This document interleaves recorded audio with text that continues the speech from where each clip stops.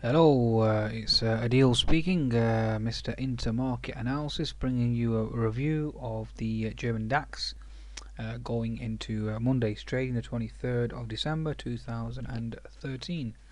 Okay, folks, so let's see what we can do. Let's see if we can dissect this particular index. It has had a monster run, okay, over the last few days, and let's see where it's headed. Okay.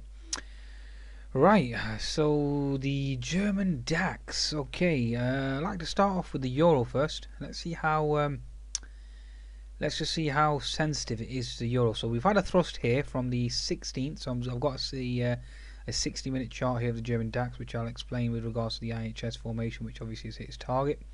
Okay, so basically what we have here, we have a thrust higher from the 16th of December going up to the 20th of December. So okay, so we've had a 400-point rally. Okay, now let's have a look what happened to the euro from the 16th, given the fact that there's a lot of talk with regards to the inverse relationship with the euro, and obviously negative deposit rates, etc., spurring exports.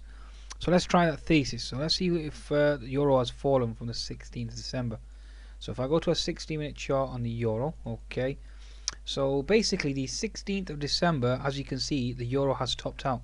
Okay, so given the fact that the euro has topped out, that's obviously helped the German DAX propel higher. Yeah, okay.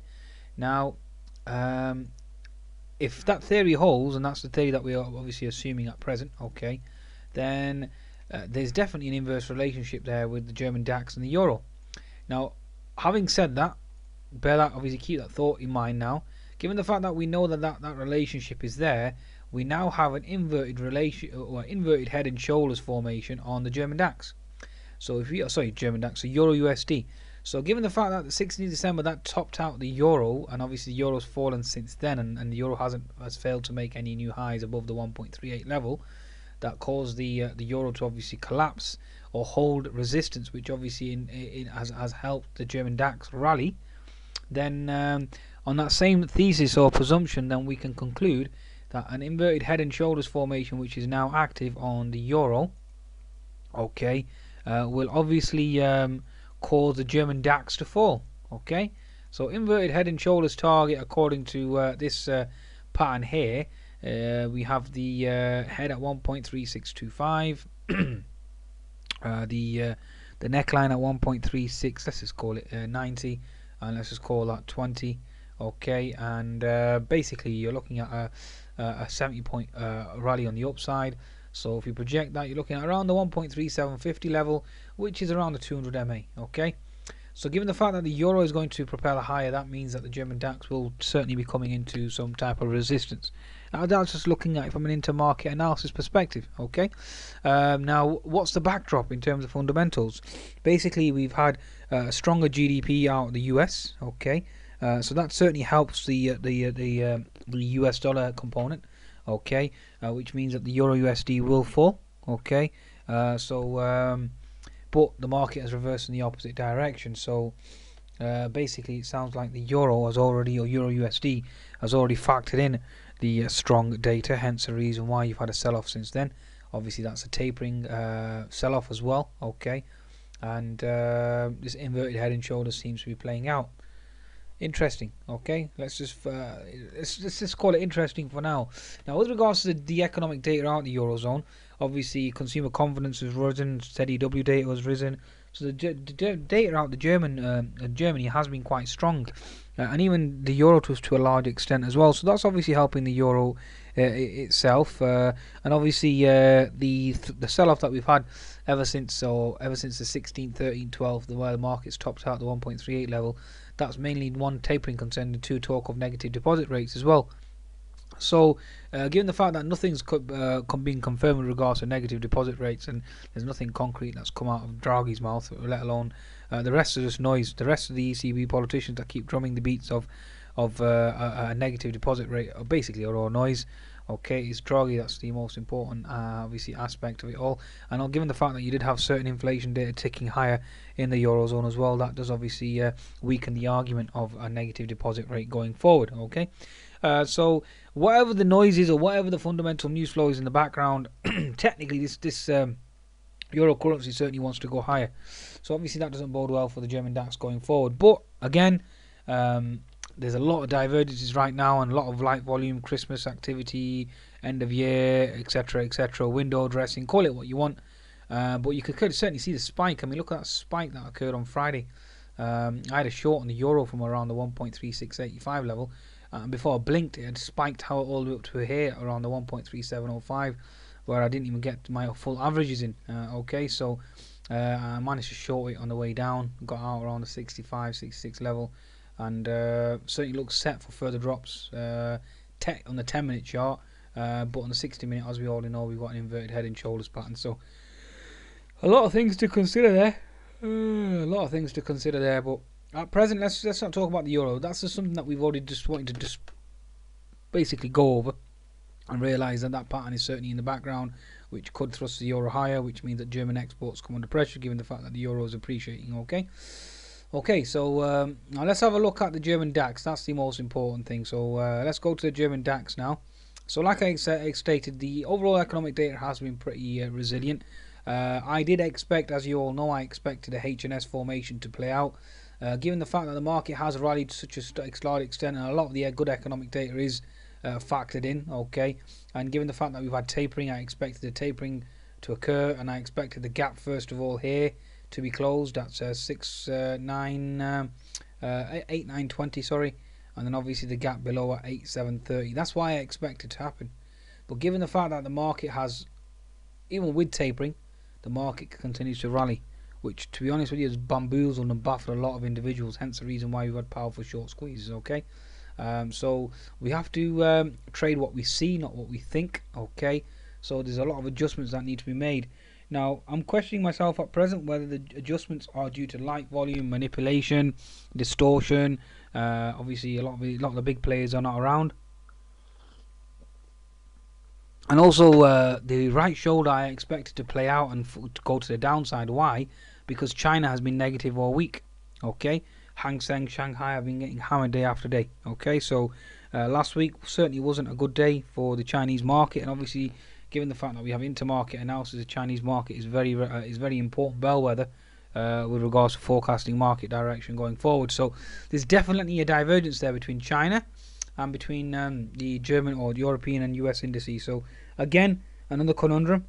How do we fit all the jigsaw puzzle together?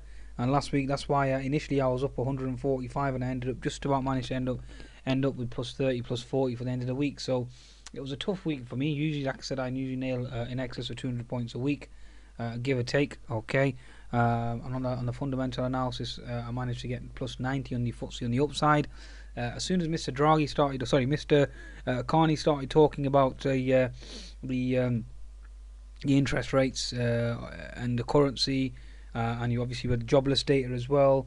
Basically, that all indicates the fact that we have a stronger currency, and we have a fundamental strength for the currency, which means that he talked against QE. He said that there was no need, but basically the market could hold its own without QE.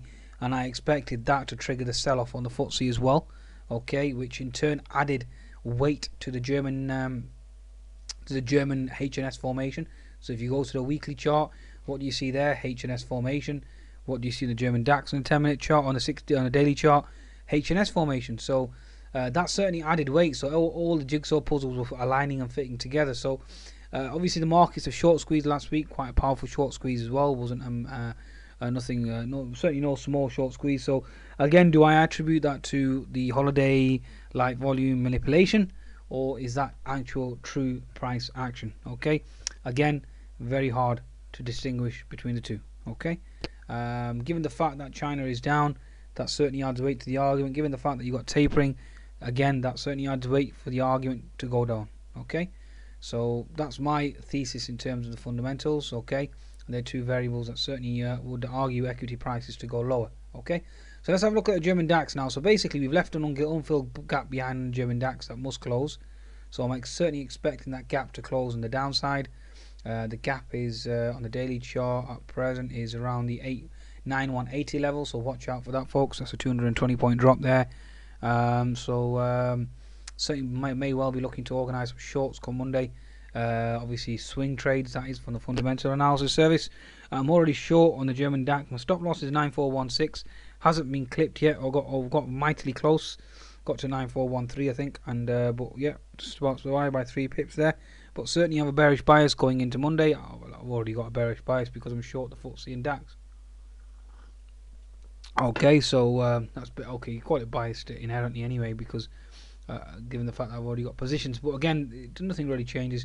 We're at a double top, and there's a lot of other indices that are into resistance as well. Okay, so watch out for that. Double top, unfilled gap below, we need to close, unfilled gap below, unfilled gap below. So certainly not boding well. Doesn't look well going into Monday. Now let's have a look at the micro time frame, see if we can spot any clues there. So 60 minutes, basically, we had this inverted head and shoulders formation. I did continue to repeat this later on towards the end of the week. Why? Because of tapering, because of economic data all baked into the cake.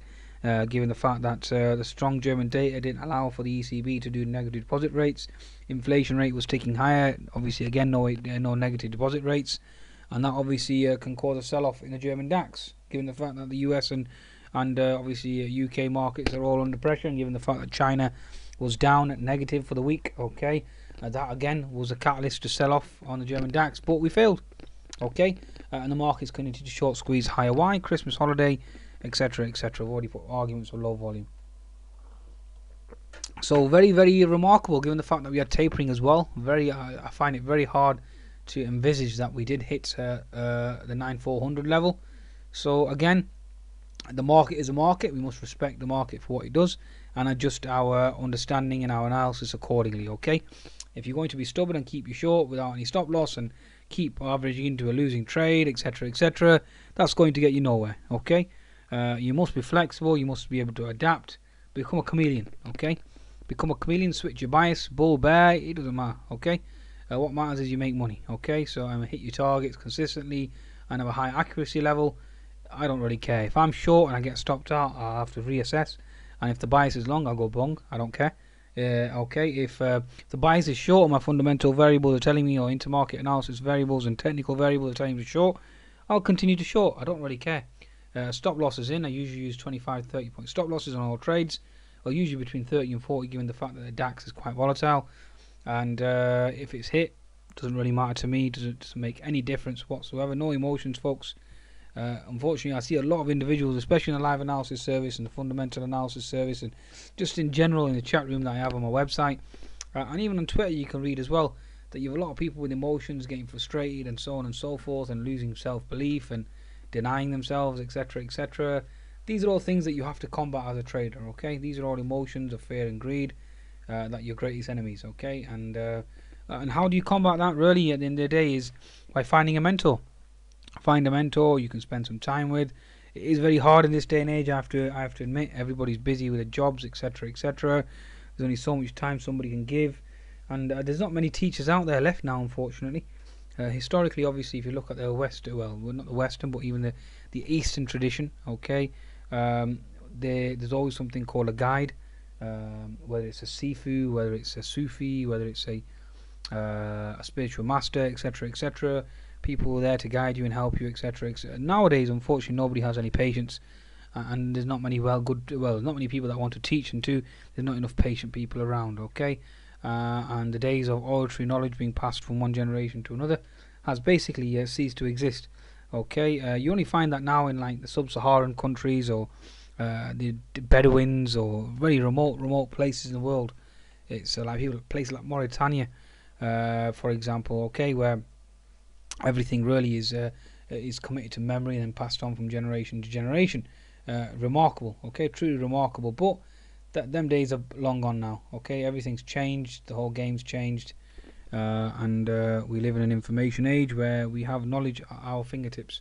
The problem is that we have too much knowledge and we don't know how to process that knowledge, and there's too much noise. Okay, there's just way too much noise out there right now, and as an individual, how do you combat that? How do you tackle that, etc., etc.? It is hard. So this is why I devise a live analysis service, because it acts like a pseudo or a mini. I wouldn't even say pseudo. That's the wrong word, really. But it acts like a mini mentoring program. Okay. So if you don't have the ability to spend with one individual such a lengthy amount of time, which to be honest with you, I don't at present. I just about do my mentoring programs with 2 or 3 students a month, and that's even then, that's taking a lot of my time, which I should really be dedicating towards trading to a large extent. But there is a lot of reward, which obviously my spiritual master has ordered to teach people. So that's obviously, it's like a small spiritual lesson for me. It teaches me to be patient, etc., etc., and persevere as well. So there's a lot of things that I have to obviously take into account as well. So it's not just don't get me wrong. I mean, I just love to carry on trading and focus on trading, etc. But there's a lot of the dimensions that I must tackle as well as an individual. And even when I do teach people, it makes me realize and go back and redress my wrongs, and actually question myself as well, because as traders we're constantly questioning ourselves. Remember, we're constantly questioning ourselves, constantly checking ourselves, okay, constantly analyzing ourselves, just like we analyze a trade. We have to constantly analyze ourselves. Just like we're constantly analyzing a setup, we have to constantly analyze ourselves, because on any one trade you can make that stupid mistake of over leveraging, not putting a stop loss in, revenge trading, etc., etc., which can eventually lead to your account being blown. So remember, you must always remain vigilant, okay, be prudent, okay, and remain steadfast and open-minded, clear-minded, and focused as well. So there's a lot of obviously work and on the self. It's all about working on the self as an individual, and in order to be a better trader, because the charts they'll always remain the same. Everybody can look at charts. Price action is price action. We can all observe price action. News flow is news flow. We can all interpret news flow. What's the difference between a successful trader and a failed trader? It's the ability to control himself. Okay, it's the ability to tame his negative thoughts and processes, okay, and make them positive. So again, like I said, that's why I try and do my best from the live analysis service. At least that way I can share my trades, share my setups, share my charts, share my insight, etc., etc., and that way it's a form of a mini mentoring, okay, in real time. So and there's not many people, I'm not seeing any service yet that can match it in terms of the depth of the analysis, the insight, the trades, the number of points that you accumulate, or I accumulate per week. Okay, like I said, last 7 years, 200 points a week. I've started a new fundamental analysis service. So far I've taken 4 trades and exceeded for 4 or 5 trades. It's only been a week or two, and I've already exceeded 220 points on that. So again, it's all real time and it's free for the interim, the fundamental analysis service. So certainly check that out. And again, it's all this is basically what I'm showing you right now. This is myself, okay, this is how I trade. I do my charting analysis. I obviously adhere to my fundamental analysis. I take into account my intermarket analysis as well, like you've just seen. The Euro USD, that's just one variable. There's a lot of other variables I observe in order to derive or come to a decision. Okay, so let's go back to our 60-minute chart there, because I've digressed enough. Okay, so 60-minute chart, inverted head and shoulders formation. Obviously we've hit that now. I for one didn't expect that to occur. I'll go on record. Hence the reason why I was up 150, 160, and then eventually ended up with plus 40 or plus 30 towards the end of the week, because I did get stopped out on my positions. Okay, so certainly one hell of a thrust higher. Going back in obviously hindsight, anybody's a good trader in hindsight. But going back in hindsight, really, if you can ask yourself and question yourself and say, okay, tapering didn't occur, everybody was caught short, hence the reason why we've had this powerful rally. German data obviously has been better than expected, which has added more fuel to the fire. The Euro USD tops out at 1.38, didn't go any higher, given the fact that tapering was there. Therefore the Euro went low and helped exports, and that's the reason why the German DAX is higher. Obviously we could take all that into consideration. It's beautiful, and this is the difference between me and another individual, because he'll teach you this setup after it's occurred. Anybody can be the best teacher, anybody can be a king and be a lion after the event. Okay, now can you be a lion whilst the event is occurring in real time? That's the question. Okay, and you'll find that a lot of people fail. Okay, because obviously when price action is moving in real time, how do you interpret that information? What conclusion do you come to, etc., etc.? Once everything's occurred, it's very easy to join the dots. But when the market is moving and those dots are continuously moving as well, how do you join them? That's the trick, okay? And that's where intermarket analysis certainly gives you an edge. And obviously, if you learn your technicals and fundamentals correctly, just like I'm trying to demonstrate here right now with regards to the technicals, then you'll succeed. Okay, then you'll succeed. So again, it all comes to hard work, dedication, you know, being perseverant with your studies and monitoring and observing the charts on a daily basis. Okay, righty then. So 60-minute chart, like I said, we've got a rising contracting wedge pattern, which is bearish, number one. Inverted head and shoulders target has been hit, therefore short squeeze is over. Horizontal resistance beckons just above, okay, at around 9425, which again, like I said, is a possibility, but again, I didn't expect that to occur. Okay, let's go to a 10-minute chart now. Alright, now that you know that obviously the inverted head and shoulders target has been hit, short squeeze is over, therefore the markets are going to go down. Right, okay then, so basically what do we have here? We've got an unfilled gap here at 9180, then we've got an unfilled gap below at 9090. Again, they are going to act as magnets and force price action down. Okay, now what do we have here? This is the trade that I took on Friday because I expected the HNS formation to play out.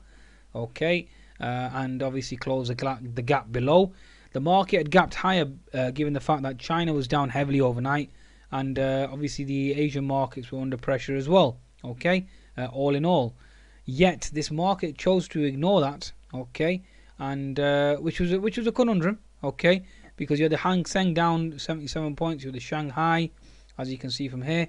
Shanghai was down 2%, which is quite one hell of a sell-off. Okay, you had the Hang Seng down 0.3%, and you had the Nikkei virtually flat on the day.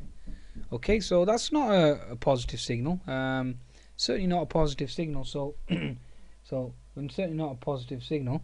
Okay, so again, that's why I expected the HNS formation to play out, given the fact that obviously China was down 2% overnight. Okay, and we closed the gap. Okay, but and adding tapering concerns, etc., etc. Unfortunately, that failed to transpire. It failed to transpire. Why did it fail? Obviously, I've explained to you already with regards to the light volume and Xmas time, and not the big boys aren't around the desks and the markets easy to be manipulated either way. A lot of volatility, etc., etc. So they are obviously reasons, but a lot of individuals or technical analysts out there could say it's all noise.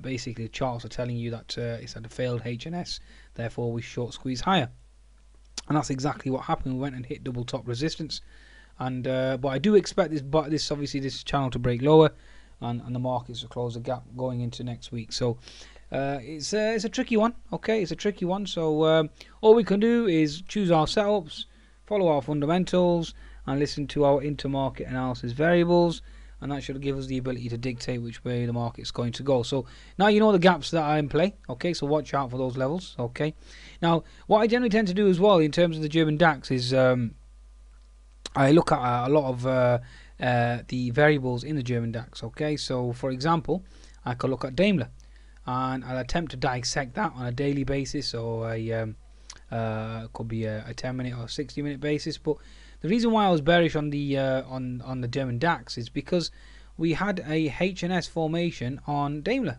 Okay, beautiful right shoulder here. We were going to break out.